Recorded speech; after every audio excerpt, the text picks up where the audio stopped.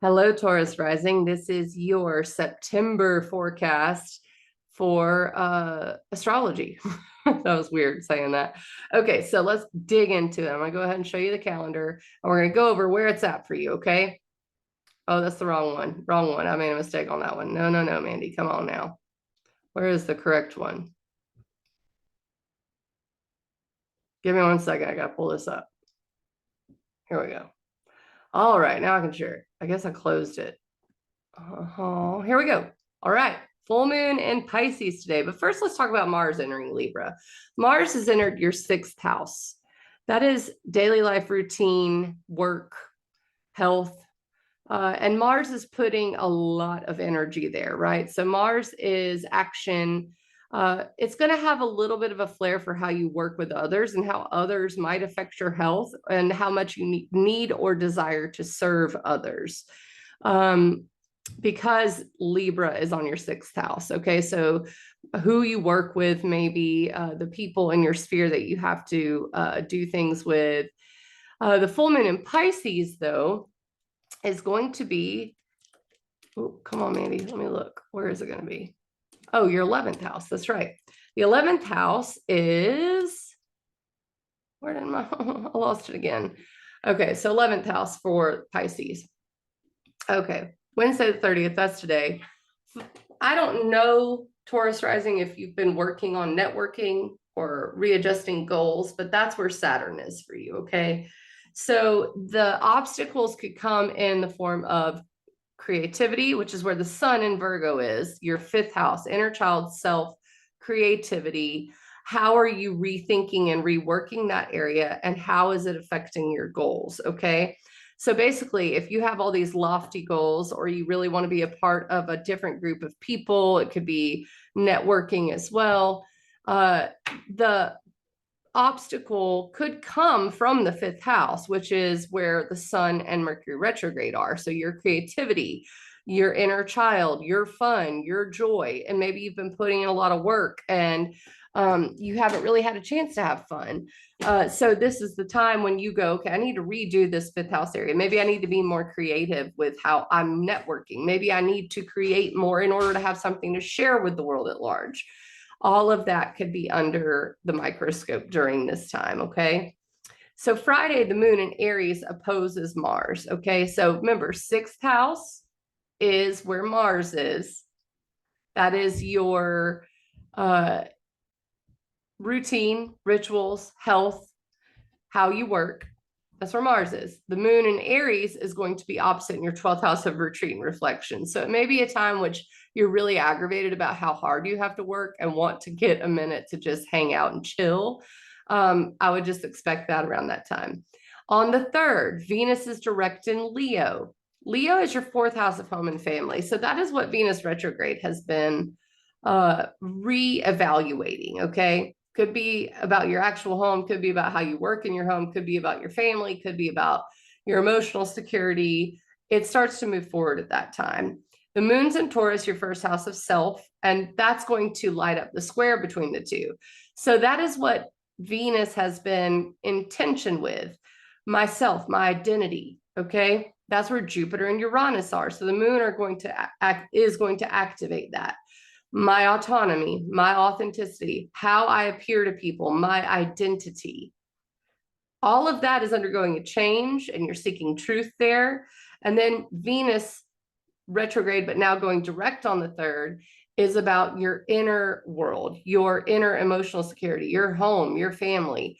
How to do those two things adjust around each other. Maybe you value very much a new identity, but you have not exactly figured out how to be emotionally secure with showing it to people, like your family or the people in your home. Or maybe it's something opposite. Maybe it's that something at home or your inner world has changed, and now you have to embody that in the outer world. And it could also have to do with relationships as well, especially in the home and family area, and how you're accepted as a human. On the 4th, Mercury retrograde, that's in your 5th house of creativity, rethinking that area, 5th house of joy, inner child. is trine to Jupiter in your first house of self. So I look at this as really good. And this is maybe when you do get very creative with what you're doing with your identity. The moon moves into Gemini, your second house of finances on the 5th, and Mercury Cazimi on the 6th in your 5th house of inner child, children, joy, fun, play, and romance and creativity. If I left romance out, this whole week is about Mercury retrograde in the area of romance, creativity, and joy and play, and how you're rethinking that. And it's supported by Jupiter in your first house of self, your identity. Something about who you want to be in the world is informing this 5th house inner child area. And it could be vice versa. Maybe your inner child is really tired of something you've done with your identity or a way people are seeing you. And so you come back to be creative about how am I going to show myself to people or communicate who I am to others.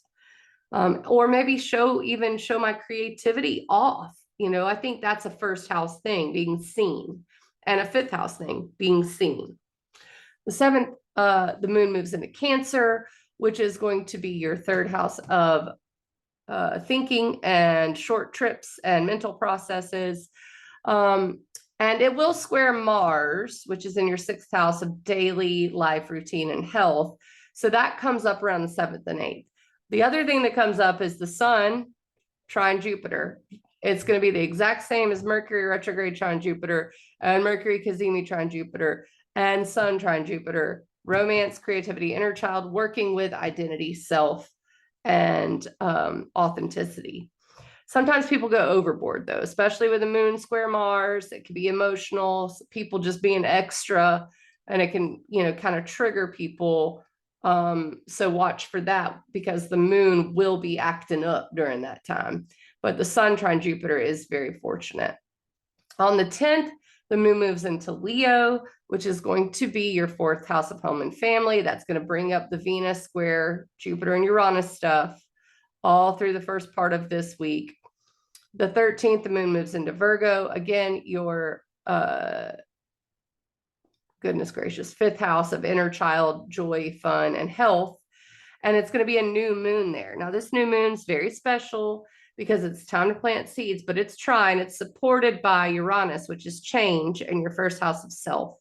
So something in your life is able to make a big change, and you're able to plant a seed for your joy, your creativity, your fun, and it's supported by the changes you've made in identity and how people see you.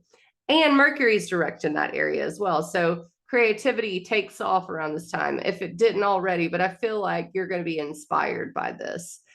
So plant seeds in the creativity, romance, play, joy area. Okay. Moon in Libra, the 15th, that is going to be your 6th house of daily life routine, and health. I don't know if I said that before. Libra is your 6th house of health. Virgo is your 5th house of inner child. I hope I did. Now I'm like questioning, what did I just say? Mercury is retrograde, so I hope you're following. Moon in Libra, 6th house health. It's going to meet up with Mars. Take action on that. It could be a busy weekend for you. And then on the 17th, the moon moves into Scorpio, which is your 7th house of relationships. Okay. Venus is also square Jupiter at that time. So it's going to make a T square. The moon's going to oppose Jupiter. So 1st house self, 7th house relationships, and it's going to be square, T square, Venus and your 4th house of home and family. All 3 of those things are kind of adjusting around each other. Okay. So home, family, self-identity, and relationships, and maybe how all of that is being accepted. Put a smiley face and a dollar sign here, because, it's like, it could be extra money that you're spending. Don't be spending it on dates. Make them pay for you. Okay, 19th, Sun opposes Neptune. That is going to be in your 5th house, is where the sun's going to be. Creativity, romance, inner child. Opposite Neptune in your 11th house of networking, goals. This could be a time when you're just like, I don't have the energy for it today. But it could also be a time in which you're really inspired. Moon and Sag on the 20th. That is going to be your 8th house of boundaries and debt and inheritance and shared resources. Not really making it's going to trine Venus, and it's going to square Saturn immediately. So there could be something to do with, what people want from you and you not being willing to give it, based on your own self-worth during this end of this week. And then the moon moves into Capricorn, which is your 9th house of truth, travel, and also philosophy. So you got both of those things. I'm just looking to make sure. Yeah, I'm right. I have to keep double checking. You never know if you're right or not whenever you're not looking at a chart. So yeah, it's in your 9th house, travel, truth, philosophy. Not doing too much until Saturday. It'll square Mars.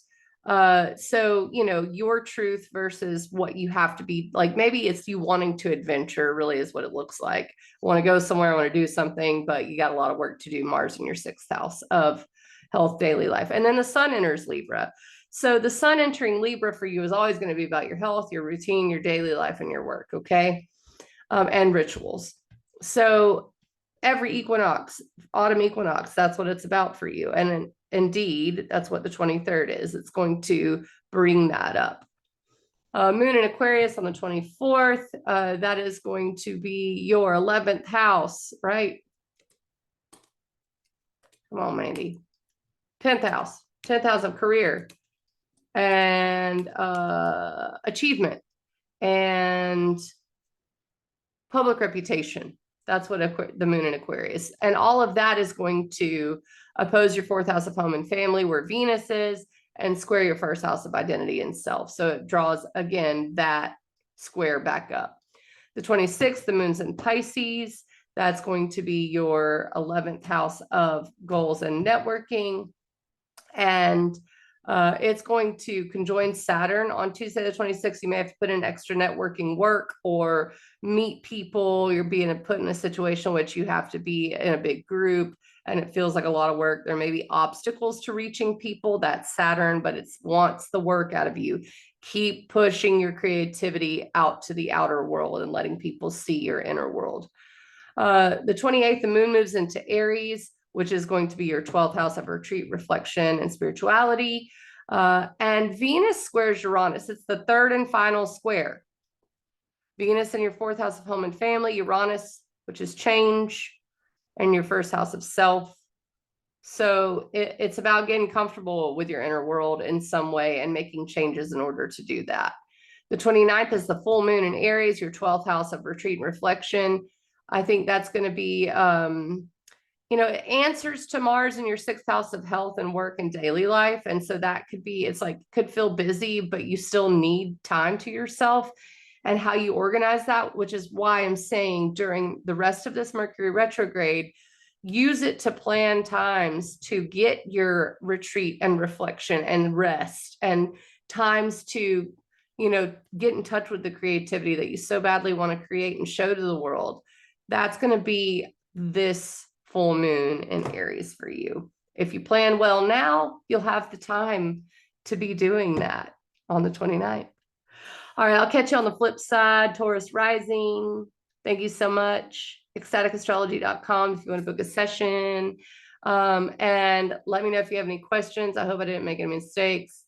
I don't think I did, but either way, leave me a comment, whatever you want to do. I'll talk to you soon.